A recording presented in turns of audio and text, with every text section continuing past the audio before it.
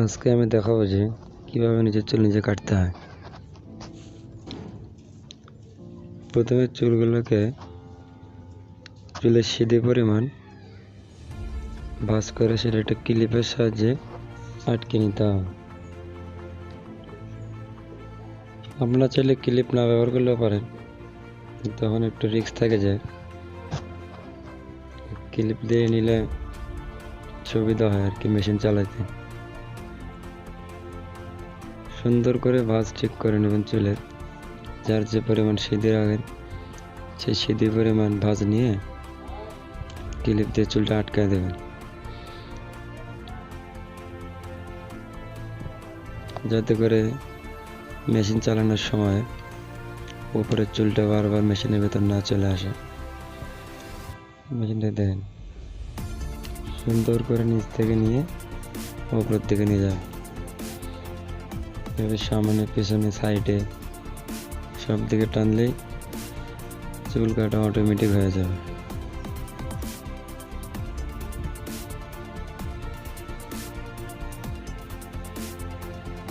আর একটা বিষয় খেয়াল রাখতে হবে যে যখন আমরা সাইডে চুল কাটবো তখন অবশ্যই ট্রিমারের 6mm, আমি আবার বলতেছি 6mm এর যে চিরুনিটা আছে সেই চিরুনিটা আমরা লাগিয়ে নেব, তাহলে চুলটা খুব সুন্দর দেখা যাবে। আপনারা চাইলে 3mm ব্যবহার করতে পারেন। 3mmটা ব্যবহার করা আমার কাছে একটু রিস্কি মনে হয়, কারণ একা একা কাটা তো চুলে যদি কোনো সমস্যা হয়ে যায় ওটা আর ঠিক করা যায় না।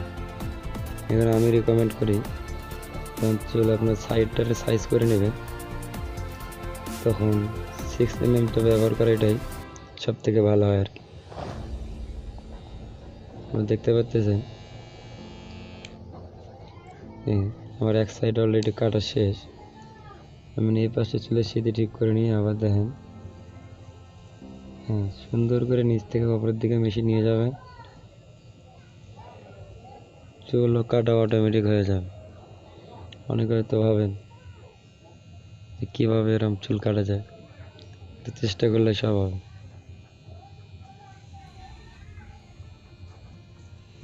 ক্লিপটা থাকার কারণে আরও একটু সুবিধা ভালো হয়, চোখ বন্ধ করে কাটলেও কোনো সমস্যা নেই, চুলের কাটিং কখনো নষ্ট হবে না। জাস্ট মেশিনটাকে সুন্দর করে ধরে নিচ থেকে উপরের দিকে নিয়ে গেলেই চুল অটোমেটিক কাটা হয়ে যাবে। আপনারা দেখতে পাচ্ছেন কিচ্ছু করা লাগতেছে না।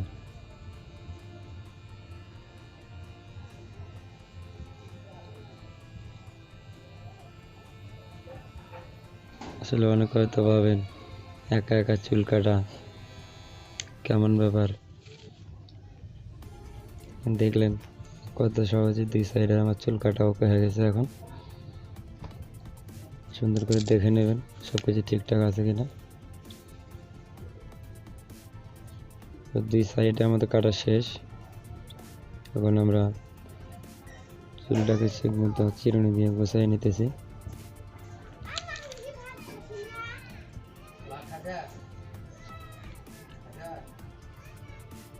এখন পেছনের চুল কাটবো। অনেকে তো ভাবতেছেন সাইডেরটা খুব সহজে তো কাটা গেল, পেছনের চুলটা কীভাবে কাটবো, পেছনেরটা কীভাবে কাটবো, দেখতে থাকেন ভিডিওটা। পেছনের চুলটা কাটতে গেলে প্রথমে উপরের চুলটাকে আবার ক্লিপ দিয়ে আটকায় নেবেন। নেওয়ার পরে আমি এখানে রিকমেন্ড করি যে 12mm, আমি আবার বলতেছি 12mm এর যে চিরুনিটা আছে এটা ব্যবহার করবেন। এটা ব্যবহার করলে মোটামুটি ভালো হয়। জাস্ট ঘাড়ের নিচ থেকে ধরে সোজা উপরে নিয়ে যাও, এরকম বারবার করতে থাকবেন। শুধু নিচ থেকে ধরে উপরের দিকে নিয়ে গেলেই পেছনের চুল কাটা ওকে। আয়না দিয়ে দেখারও কোনো প্রয়োজন নেই, জাস্ট একটু হাতের ইশারায় দেখে নেবেন যে কোথাও চুল বড় আছে কিনা। যেখানে বড় মনে হবে সেখানে আবার ট্রিমারটা চালিয়ে দেবেন, দেখবেন চুল কাটা প্রায় অর্ধেক হয়ে গেছে আমাদের। দুই সাইডে শেষ, পেছনটা এখন করতেছি।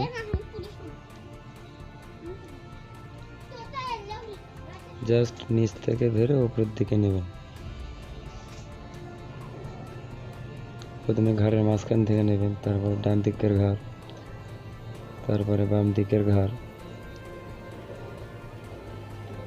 জাস্ট শুধু নিচ থেকে ধরে উপরের দিকে নিয়ে গেলে চুল কাটা অটোমেটিক হয়ে যাবে। সামনের চুল কাটতে আয়না ব্যবহার করা লাগে, আপনারা দেখলেন অবশ্যই। পেছনের চুল কাটতে আয়নার উপরে প্রয়োজন হয় না।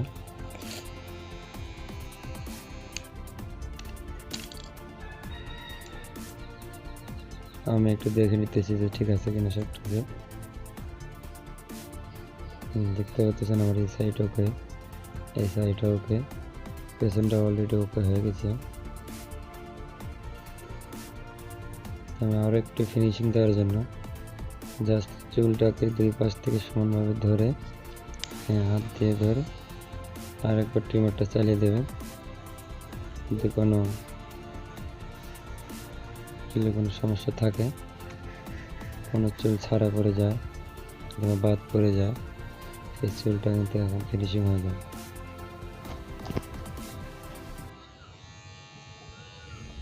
যেভাবে ভিডিওটা দেখতেছেন এভাবে করলে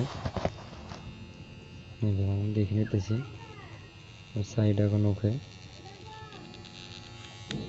আমি এখন মাথার উপরে একটা কাজ করব।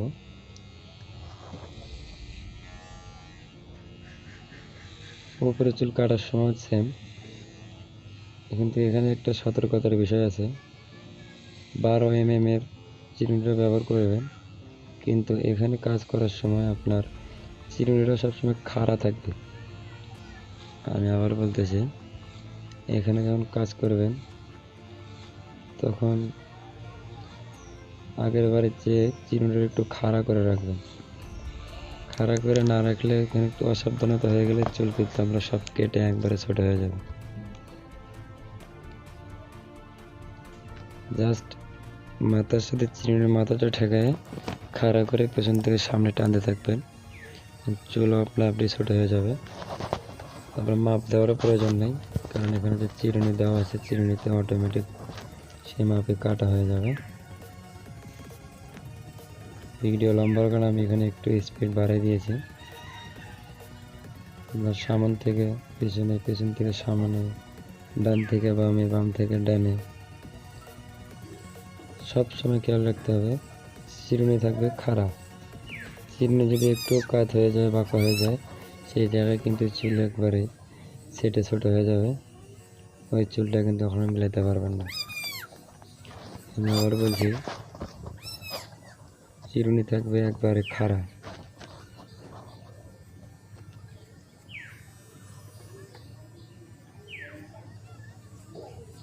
দেখতে পারতেছেন আমার প্রায় চুল অনেকখানি ছোট হয়ে গেছে। আমার আর একটা ট্রিমার আছে, আপনার চলো একটা দিয়ে ব্যবহার করতে পারেন। এই ট্রিমারটা একটু ছোট, ফিনিশিং দেয় ভালো। এটাকে আমি সামন থেকে পেছনে যেতেছি খাড়া করে। সবসময় মনে রাখবেন যখন আপনি উপরে চুল ঠিক করবেন চিরুনিটা থাকবে খাড়া। একটু বাঁকা হইলেই আপনার চুল কিন্তু সব ভেনিশ হয়ে যাবে। কোনো মতেই বাঁকা করা যাবে না, একবারে খাড়া করে নিতে হবে। সামন থেকে পেছনে চোখ বন্ধ করে টানবেন, তাও কোনো সমস্যা নেই, আপনার কোনো চুল আঁকা বাঁকা হওয়ার সম্ভাবনা নেই। এই নিয়মটা আগের মতোই, চিরুনি রাখতে হবে খাড়া। চিরুনি যদি আপনার খাড়া না থাকে তাহলে আপনার চুল কাটা কিন্তু একেবারে ধূলিসাৎ হয়ে যাবে। আপনি এইভাবে আপনার ইচ্ছা মতো টানতে থাকবেন। আপনার চুল যত বড় করতে চান, আপনি যদি চান যে আমি চুল আরও ছোটো করতে চাই, তাহলে ট্রিমারে আরও 9 mm, 6 mm আরও দুটো চিরুনি থাকবে। আপনি ওই দুটো চিরুনি ইউজ করতে পারেন, তাহলে আপনার চুলটা ছোট হবে। সিস্টেমটাও একই। উপরের চুল কাটার সময় সবসময় ট্রিমারের চিরুনিটা থাকবে খাড়া। আপনি যেই এর চিরুনি লাগিয়ে উপরে চুল কাটবেন, আপনার চুলটা সেই পরিমাণে লম্বা থাকবে।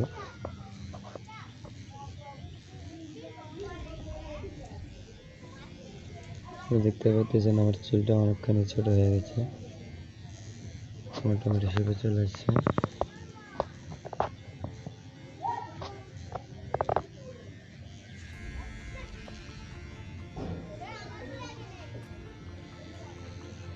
চুল কাটা মোটামুটি হয়ে আসছে,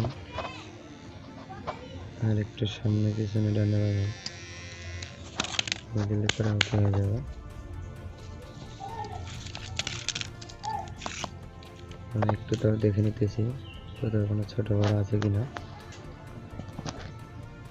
ছোট বড় যদি আপনারা দেখতে পারেন, চোখে যদি পড়ে তাহলে কেটে নেবেন। সবসময় ট্রিমারের চিনিটা খাড়া রাখবেন উপরে চুল কাটার সময়। আমি আবার বললাম, আমার মোটামুটি সব ওকে। এখন দেখুন, আপনারা দেখুন কত সুন্দরভাবে চুল কাটা ওকে হয়ে গেছে, ডানে বামে মাথার উপরে। আমি চুলটা মোটামুটি শেপে রেখেছি।